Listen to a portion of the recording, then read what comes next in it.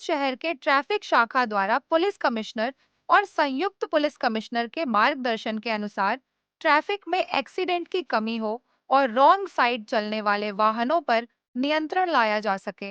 इसके लिए 4000 से अधिक रॉन्ग साइड चलने वाले वाहन चालकों के ड्राइविंग लाइसेंस रद्द करने के लिए ट्रैफिक पुलिस द्वारा रिपोर्ट आरटीओ को सौंपा गया है।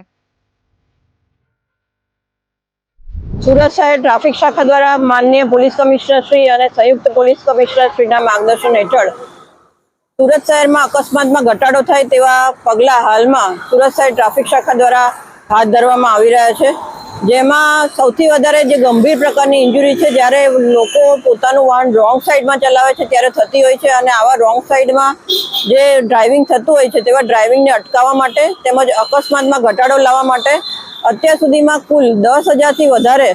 સુરતના જે શહેરીજનો છે એમને રોંગ સાઈડમાં પોતાનું વાહન ન ચલાવવા માટે સમજ કરવામાં આવેલી છે, અને સાથે સાથે એન્ફોર્સમેન્ટના ભાગરૂપે અને અકસ્માતમાં ઘટાડો લાવવા માટે સુરત શહેરના જે નાગરિકો છે તે સુરક્ષિત રહે, તેમનો પરિવાર સુરક્ષિત રહે તે માટે 4060થી વધારે લાયસન્સ સસ્પેન્ડ કરવા માટે આરટીઓને રિપોર્ટ કરવામાં આવેલો છે, અને સાથે સાથે સુરત શહેરમાં જેને 5થી વધારે ઈ ચલણ રોંગ સાઈડના પાઠવવામાં આવ્યા છે આવા જે નાગરિકો છે એમના વાહનના લાયસન્સ રદ કરવા માટે પણ 15,000થી વધારે રિપોર્ટ આરટીઓને કરવામાં આવેલું છે, જેથી સુરત શહેર ટ્રાફિક શાખા હંમેશા સુરતના શહેરીજનો સુરક્ષિત રહે, સાથે સાથે પરિવારજનો પણ સુરક્ષિત રહે તે માટે હંમેશા